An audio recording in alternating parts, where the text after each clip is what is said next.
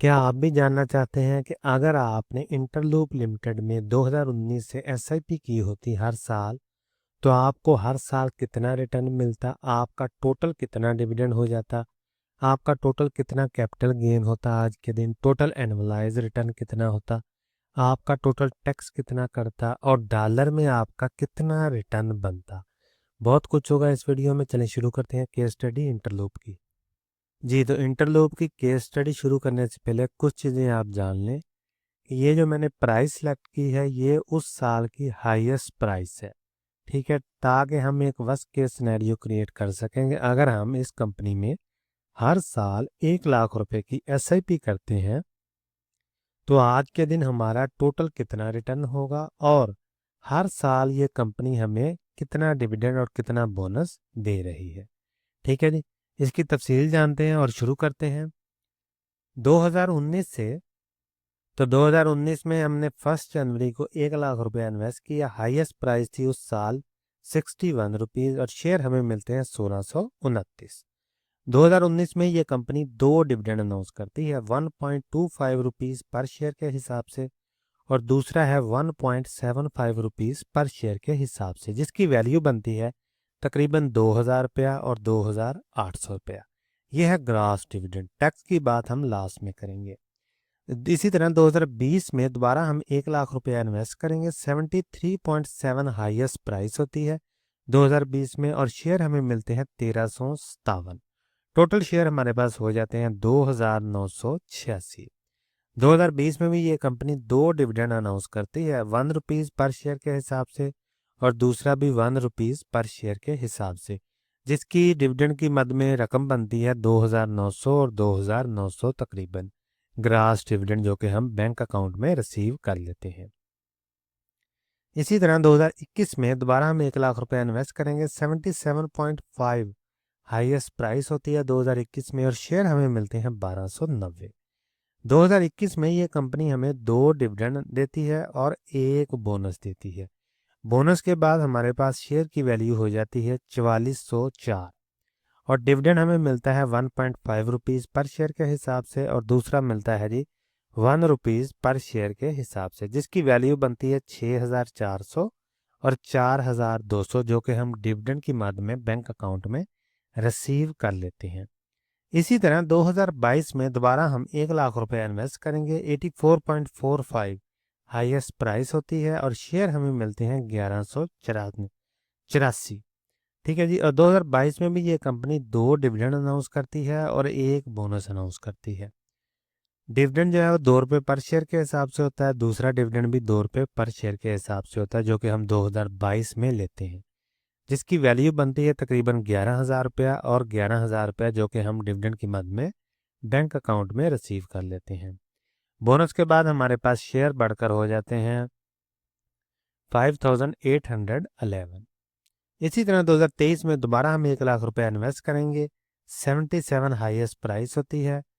2023 में भी ये कंपनी एक बोनस देती है और दो डिविडेंड देती है। बोनस के बाद हमारे पास शेयर हो जाते हैं 10,666 और डिविडेंड हमें मिलता है 3 रुपये पर शेयर के हिसाब से और दूसरा भी मिलता है 3 रुपये पर शेयर के हिसाब से, जिसकी वैल्यू बनती है 21,000 और 21,000, जो कि हम बैंक अकाउंट में रिसीव कर लेते हैं।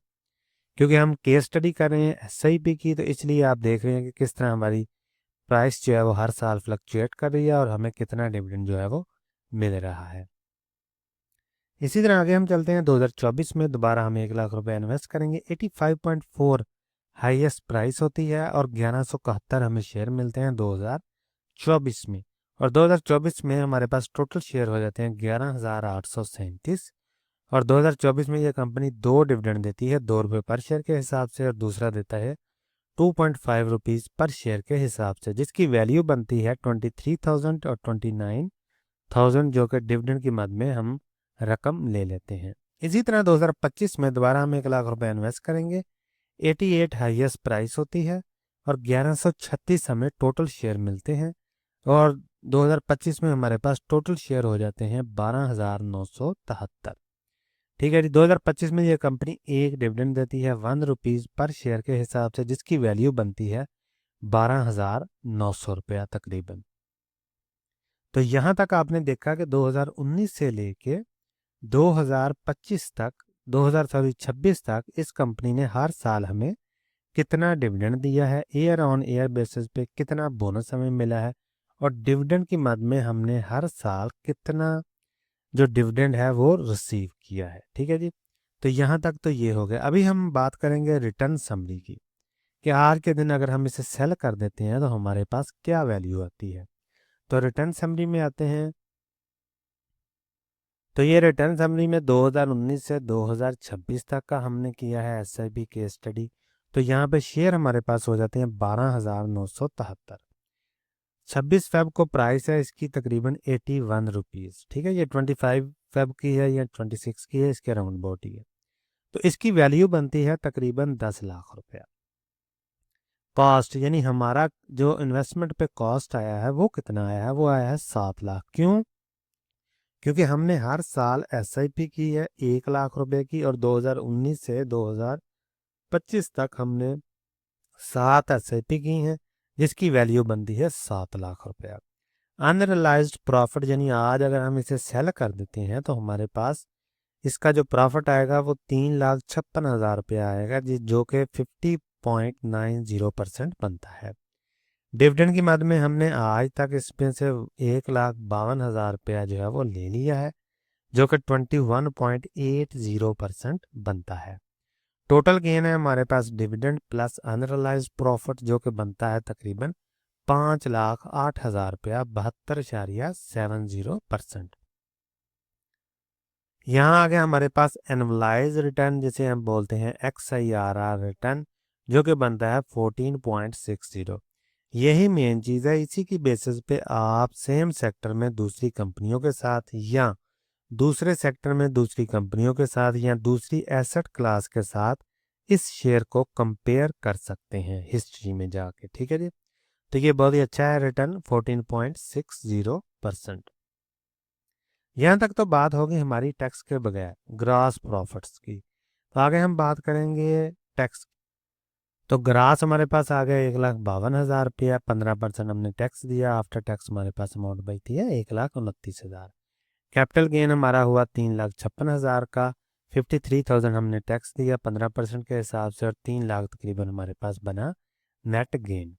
तो टोटल हमारे पास हो गया 5 लाख का ग्रॉस प्रॉफिट तकरीबन, और हमने जो टैक्स दिया वो 76,000 रुपये का है, और आफ्टर टैक्स हमारे पास अमाउंट बचती है तकरीबन 4,32,000।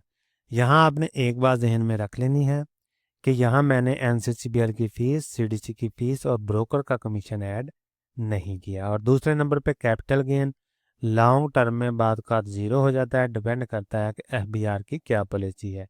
इसी तरह डिविडेंड की जो अमाउंट है टैक्स की, वो भी FBR की पॉलिसी पे डिपेंड करता है। बाद का कम होती है, बाद का ज़्यादा होती है, लेकिन ऑन एन एवरेज 15% ही होती है। कैपिटल गेन लॉन्ग टर्म में डिपेंड करता है कि आपने शेयर को किस साल परचेज किया है, तो वो भी लॉन्ग टर्म में हो सकता है ज़ीरो हो जाए, हो सकता है कम हो जाए, डिपेंड करता है। तो यहाँ तक तो बात होगी पाकिस्तानी रुपीज़ टर्म में। आगे हम बात करेंगे डॉलर रिटर्न में। तो कास्ट हमारी यही 7 लाख रुपए की तकरीबन, और डॉलर कास्ट आई तकरीबन 3216। ये मैंने कैसे निकाली? क्योंकि हमने शुरू की है ऐसे भी 2019 से, तो 2019 से लेके 2025 तक 1 लाख के इक्विवेलेंट जितने भी डॉलर बनते थे वो हमने लिख लिए हैं यहाँ पे, और जो रेट बनता था वो लिख लिया, इसको जमा कर लिया, तो तकरीबन 3216 हमारे पास डॉलर बनते हैं, जो कि हमने इन्वेस्ट किए हैं इन 7 सालों में। तो 3216 हमारे पास डॉलर आ गए, और टोटल डॉलर में रिटर्न आ गया $1830। ये कैसे निकाला है? ये 5 लाख जो हमारे पास टोटल गेन आया है उसको हमने कन्वर्ट कर लिया है आज की प्राइस के हिसाब से। तो ये आ गया हमारे पास $1830। प्रॉफिट एंड लॉस परसेंटेज में आ गया हमारे पास 57%। इन्फ्लेशन को मैंने एडजस्ट नहीं किया क्योंकि हम हिस्ट्री की बात कर रहे हैं। अगर हम फ्यूचर की बात करेंगे तो हम इन्फ्लेशन को ज़रूर एडजस्ट करेंगे, ताकि हमें परचेजिंग पावर का पता चल सके आज की प्राइस के हिसाब से।